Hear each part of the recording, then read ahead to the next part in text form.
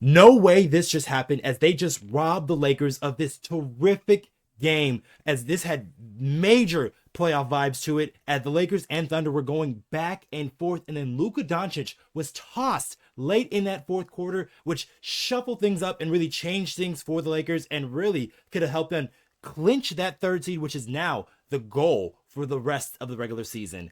What's good? I'm Okechi Apakama along with Hunter Pitcoff, and we're going to break that game down to you guys in full coverage. But before we get to that, guys, there is still 80% of you guys who have recently watched our videos who are not yet subscribed to the channel just yet. And if you guys want more of that Laker news, Laker updates, trade rumors, game recaps, just every and all things LA Lakers, you guys want to come right here to Lakers Digest. But Hunter, we got to talk about that game, because what the heck was that? Because the Lakers were going back and forth with the Oklahoma City Thunder. The Thunder really brought their best punch, and it just seemed like the refs sold us out. They literally were deciding this game, and they changed the fortunes for the Los Angeles Lakers in a second. So Hunter, your feeling and reaction after this game?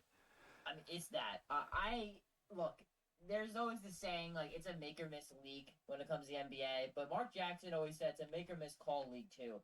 And this was that situation. I don't know, and I know that the refs, they put out like a 2-minute report and all that after all the games. They put out a league report, so we'll see what was going through. I think his name was the ref's last name was Orr. What was going through his mind when he decided to toss Luka after that second technical foul that he got, because of course he got one earlier in that second half. That's ridiculous, though. I mean, in a game like this, in any game, to throw out Luka Doncic for allegedly talking to a fan. I mean, Okechi, I have watched a lot of basketball. You've watched a lot of basketball, played a lot of basketball. A lot of you watching have watched a ton of basketball. I have never seen a player get tossed out for talking smack to a fan, unless it got like physical or something like that. I have never seen it. Not one time. Usually the fans get tossed, but you've never seen a player get tossed out if he actually got thrown out for talking to a fan. It seems like that's literally what happened. The fan even actually just said, according to Dave McMenamin, actually told him exactly what he said to Luka Doncic and what Luka said back. So, for me, in a game like this where the Lakers were winning, when Luka Doncic got thrown out with about 7 minutes left, and then the Thunder went on a 29-12 run and won that game. I mean, look, kind of pathetic for the Lakers to kind of just throw in the towel and to kind of let the Thunder do that. But at the same time, I have full confidence that this does not happen if the refs could just swallow their pride for 1 second, and so also giving a tech to Jared Vanderbilt for talking crap to Alex Caruso like 30 seconds after. Absolutely ridiculous. The refs wanted to be the face of this game, Okechi, and congratulations, they are. And we'll see if that crew ends up getting signed up for a playoff game or playoff series or two, because that is unacceptable to throw out a player for talking crap to a fan. I First of all, mean, it really it changes the fortunes of the game, because like if we take a look at those stats for the Los Angeles Lakers, they were right there in it, and they were doing it with a myriad of shot making, because in that first half there, really the Lakers were really keeping pace with the Thunder, who really gave the Lakers their best punch. Luka Doncic, even though he got thrown out of the game, had 23 points, 5 assists, and 3 rebounds. And then Austin Reaves continues to shoot the ball well. He did kind of struggle from the free throw line there in the fourth quarter there, which is kind of weird. But 24 points. He also had 5 assists and 5 rebounds. And LeBron did have a slow start. Finished the game though with 28 points. Had a big second half, 7 rebounds, 3 assists, and a steal for good measure. So the Lakers, they were keeping up with scoring. Finney Smith and Vincent were hitting shots still, but they were just kind of just did in by the refs in this moment, because the game was, I think, 108-107 at that point in time. Luka just scored a point, and you're right, just talking to a fan, which it happens during NBA games. Like, these games get intense. You can feel the intensity between both teams. There was kind of some scuffling going on at different points in the game. But for the reps to just kind of put this in their own hands and decide that really just takes away from what the Oklahoma City Thunder and the Lakers were doing in this game, because this very well looks like it could be a late round playoff matchup, and it looks like it can be a very exciting one, just the way that both teams were going at it, changing different schemes and trying to figure each other out here. So just taking a look at the Thunder, because they really got gave the Lakers their all there with Shea Gilgeous-Alexander, leading candidate for MVP, 42 points, 6 rebounds, 6 assists. Jay Williams had 26 points, 4 rebounds, 4 assists. And then they got really nice just chip in play from Lou Dort, who had a nice first half. And then Chet Holmgren also had 14 points in that one as well. So the Thunder across the board, they had a very nice game themselves. So it is just unfortunate that things had to come and end this way. But that kind of gets us to our next topic here is, should the Lakers have sat their players? Because we found out after the Lakers beat the Thunder on Sunday that the Lakers only needed to win 2 more games out of their last 4 to clinch that 3rd seed. So there was an argument to be made that the Lakers could have very well sat their players and then paid more attention to that Dallas Mavericks game that is tomorrow, which is going to be a very emotionally charged game. So Hunter, do you think the Lakers should have sat their players in this game? JJ Redick had a comment before the game saying that, like, if there's 4 games left, I like our team chances for all 4 of them, and if it's 4 to get 2, I like those chances. So what do you think about the Lakers playing their guys? Yeah, entering even before Sunday's first game against Oklahoma City, I had full confidence that the Thunder were not going to play their guys in both those games. This is a team that had already wrapped up the 1 seed for quite some time. Mm-hmm. I thought they'd play their guys on Sunday, and probably rest, especially because they came off a loss to the Rockets. And then I thought they were going to rest their guys on Tuesday. And then they didn't decide not to do that. The Thunder decided, we got punched in the mouth. We're going to play all of our guys after losing back-to-back, getting embarrassed at home against the Lakers. And so I thought the Lakers originally entering after that game Sunday, I thought they were going to probably play their guys because the Thunder, I thought, weren't going to. And so I went, all right, they're probably going to try to put them away early, get an easy win. I think the Thunder didn't want to show their hand too much. They don't have to. They're not fighting for playoff positioning like the Lakers. So I thought entering it, they were. Then the injury report comes out on Monday, Okechi, that all these guys are questionable for the Lakers. Pretty much every good player on the Lakers was questionable and plays in the rotation was questionable. Mm-hmm. And then they all were listed as probable right before the game, Okechi, on Tuesday, which suggests that, JJ made that decision. He thought about it. I thought maybe the Lakers wanted to ride the momentum. Don't let the Thunder, don't show them your best hand again. But, they still need to win 2 more games. And so they're like, all right, let's go out there and let's do it. And for the most part, it seemed like the Lakers they came ready. I mean, there were over 80 points combined scored between those teams in the first quarter. Like, both teams came out firing. And it was like that the entire game.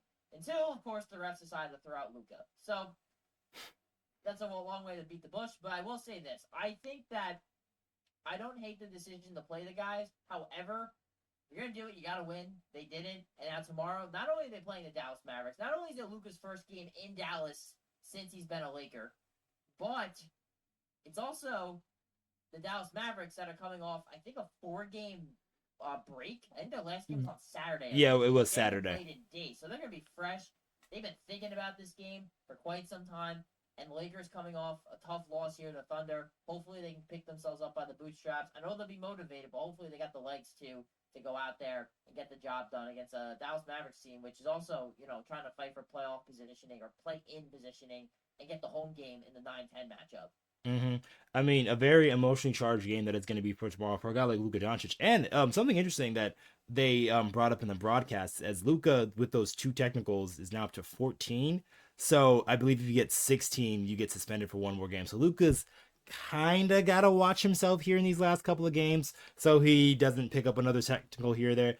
But yeah, so I'm kind of on the opposite end. So like I think the Lakers should have played their guys because I kind of like this feeling or opinion, them going after OKC and sort of just like not taking like, yeah, we could rest these guys and yeah, we could just roll over and just get ready for the Dallas Mavericks game. But it's like, no, JJ was like, we want these guys to be ready for the postseason, which is within a week, because after, say, if the Lakers lock up that 3 seed, then they're gonna have a week off. So you're not gonna have games to really go up against other teams, especially this high degree of talent, because you kind of want those like tune-up games there at the end of the season to really keep your mind focused, especially for the playoffs when it comes set ready to go. So I kind of like this idea of them playing their guys. So for me, I was in agreement with JJ Redick, but we'll see if that has ill effects because they play Dallas tomorrow, and Dallas is going to be fired up because you bring up that thing about the rest because they've had but 4 days off and they've been thinking about this moment. So they had a lot of time to game plan for what the Lakers are going to do, and that kind of gets us to our last topic here because it's going to be the road to wins now for the Los Angeles Lakers, and there's only 3 games left on the season. They can still very much viable get those 2 wins here, but it can be tricky here in these next couple of games, especially seeing who the opponents are on the schedule because they got a bit of a Texas two-step though. Obviously, one will be in Dallas and the other will be in LA. So, Hunter, how are you feeling about the Lakers' chances here in these next couple of games? Once again against Dallas and then against a Houston team who may or may not rest their guys, and then obviously Portland to end the season. Texas two-step, I like that. That was a good reference, Okechi. But I will say this, right? I think the Thunder, they came out tonight, they wanted to make a statement playing their guys. Like, hey, we want to show the Lakers that, you don't own us. Like, we're going to come back. We're going to hit hard. They played well. They did get the win. I don't think they actually proved that point, though. 'Cause to me, if you are the Oklahoma City Thunder, they want to beat this Lakers team with a full army of guys. And for Luka Doncic to get thrown out, and then for them to go on the run after Luka Doncic got tossed, to me, I think the Thunder have proven absolutely nothing after this game. Mm-hmm. Just saying, in terms of the rivalry with the Lakers and trying to get the one up on them. So I guess that's a little bit of a win for the Lakers, if you will. And the fact that they won one of those 2 games on the road against the Thunder, I take that as a win for the Lakers. So I didn't think they'd win both. I think they're going to win. They're going to win one, and they did. So now you got the Dallas Mavericks here. Lakers, they're going to have to win this one. You hope that they sit the guys against the Houston Rockets, but even if they don't, the Lakers have already beaten them this year. They just beat the Rockets with a full group of guys. So there's nothing that convinces me that they can't do that again. And Portland, that could be a bit of a tricky game because, they might just want to be out there like, YOLO, it's our last game of the season. But hopefully for the Lakers at that point, they already get their wins, Okechi. We don't talk about this. They rest their guys, play them or in limited minutes. And the last 2 games of the season, they do play, I think, at Portland, if I'm not mistaken. Yeah. But yes. Way, they're on the West Coast. They get to kind of chill for a bit, and they will potentially, if they get those 2 wins, they have a 3 seed, and they, have those first 2 games in Los Angeles, which I also think is super important for a team, especially when you got a guy who's 40 years old, LeBron, to get that rest. Oh, of course, yeah, definitely gonna need that rest, especially. And then in that first round, the games are pretty spaced out because the NBA is trying to give time for all these teams to play these games. So like you have those first 2 games, and then there's always like that big block of time in between. So like you get a couple games to travel, and so hopefully we'll see what the matchup is because it's just been bouncing up and down. So once the games end today, we'll probably check the schedule once again because things have probably shuffled once again. So we'll see who that opponent could be, but we probably might not find that out up until the very last game of the season. Last day, I think we're gonna find out. Yeah. So like it'll be kind of hard to gauge an idea because all the tiebreakers too, because the tiebreakers are another weird thing that we got to. Here's the thing, Okechi, too. The Lakers own the tiebreaker over every single team. Oh yes. And if they beat Houston, I know Houston's ahead, but Mhm. they own it against Golden State, they own it against Minnesota, they own it against the Clippers, Mhm. they own it against the Grizzlies and the Nuggets. Like every team and Timberwolves, every team behind them, they have the tiebreaker with. So hypothetically, they only need to win, I think, technically 1 game more, and then I don't think a team can pass them. But if you win 2, you solidify that 3 seed. You don't even have to worry about any sort of weird tiebreakers that might happen because they own the head-to-head against every single one of those teams. Yeah. The winning one is like it's a very weird thing because the Lakers can get there, but then they would both need like the Clippers and the Warriors to lose some games because like I believe it's if the Lakers win the Pacific Division, then all those teams. So like to say if a team like the Nuggets eventually started to win some games again, I doubt they would because they just fired their coach and their GM. But okay, a team like the T-Wolves, so like the T-Wolves who playing a bit better and stuff like that. I think they beat. Did they? I think no, they lost to the Bucks. They lost to the Bucks. The Bucks won a 34-3 run. Oh my gosh. So scratch that then. So like if another team that is not the Warriors or the Clippers in that scrum. Oh, the Grizzlies. Yes, the Grizzlies for the sake of this argument. If they were say had a better record than one of those teams in the Clippers or the Warriors, I think the Warriors, because since the Lakers win their division, then they'll like win out just because of just the way they finish. It's just the weird NBA rules. So I believe the Lakers will get that 3 seed. It just where or when it happens, really.